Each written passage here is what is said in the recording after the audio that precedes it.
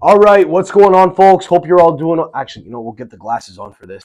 All right, let's roll that again. Beep, beep, boop. What's going on, folks? Hope you're all doing well. This is not an episode of the Bordello podcast. This is kind of a shorter form video that we want to make. I'm Sam Adamo. I host the Bordello on this channel every week. We have a big international break going on right now for the Azzurri, so we're getting back to our roots. We're trying out a little bit of a different type of video, some new contenuto for you guys. We're going to be talking a little bit about the Azzurri. How am I doing, by the way, right off the bat? Am I doing good in terms of like the YouTuber voice, like the, hey, how you doing? That's what I'm going for. It's got a different little mic, no mic in front of my face. I can move around like a stupid guinea a little more. We're here to talk about the Azzurri and the immediate aftermath of the Italy-Macedonia game. Holy shit. So the game just ended. By the way, I don't know if swearing hurts me in the algo, but I am who I am. The game just ended. I watched it on an especially horrible stream with ads with tits popping up a lot. I would hear the game and then I would kind of turn and I would see choppy footage of Chiesa on the ground, rolling around, holding his knee, and then I would see big blonde tits. That's kind of how I watched the game, but I was able to get a pretty good, I was able to kind of digest the game, relatively well. And in some ways, that chaotic viewing experience, I think, is pretty good metaphor, which I think kind of echoes the chaos of this game in particular.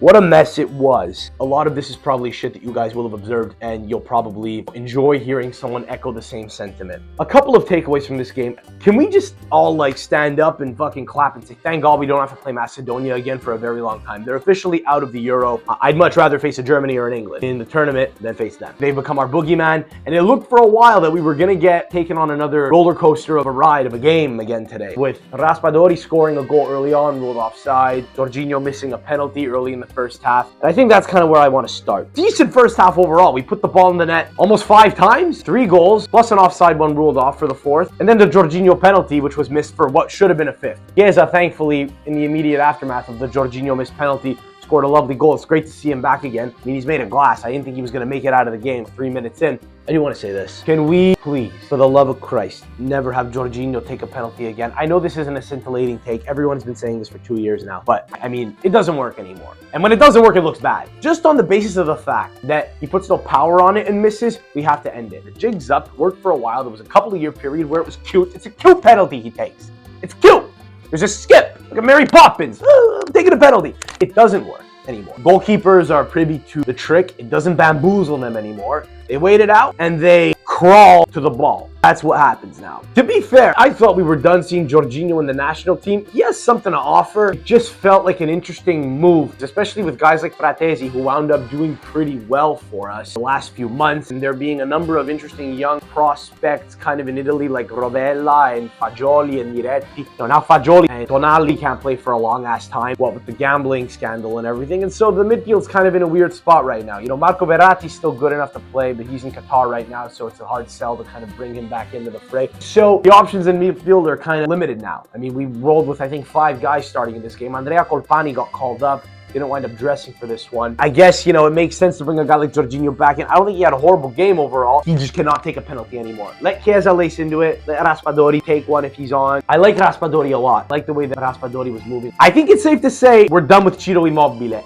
It's over. I know he's the captain of Lazio. He's getting a little up there in age. He'll be 34 when the tournament rolls around. Age does catch up to everyone. I don't think it's caught up to him, really. I think it's just the way he plays. He's not looking slower because he's aged. He's just still looking like himself. He has some technical qualities which I think are valuable to a team in Serie A, but he's very limited in his mobility. I don't know that I would have not called him up at all. I think he might have something to offer for the team, but again, Moise Kean's looking very good for Juve right now. He didn't even get into the fucking team. Sharawi's had a pretty good run of games for Roma. Frankly, I think that Retegui and Scamacca are the true preferred who can play as the punto. Raspadori's a very good, modern, complete center forward. Doesn't score a ton in Serie A, but always offers a lot to his team because of his work rate. So I think it might be over for Ciro Immobile. We're not England. There's never a dull moment when we qualify, when we attempt to qualify for shit. We don't run through teams. It's always a soap opera. It's always an opera. It's operatic. That's what it is. I never would have thought that Matteo Darmian starting at right back would be the way through.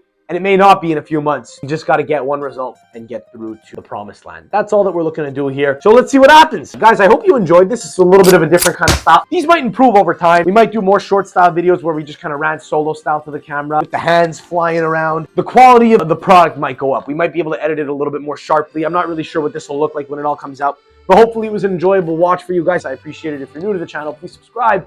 Give us a like. I gotta say that shit. I know I hate it. I hate how seriously I'm taking this whole thing. We'll be back with more content next week following the Ukraine game. Till next time, we'll catch you soon. Alla prossima. Ciao.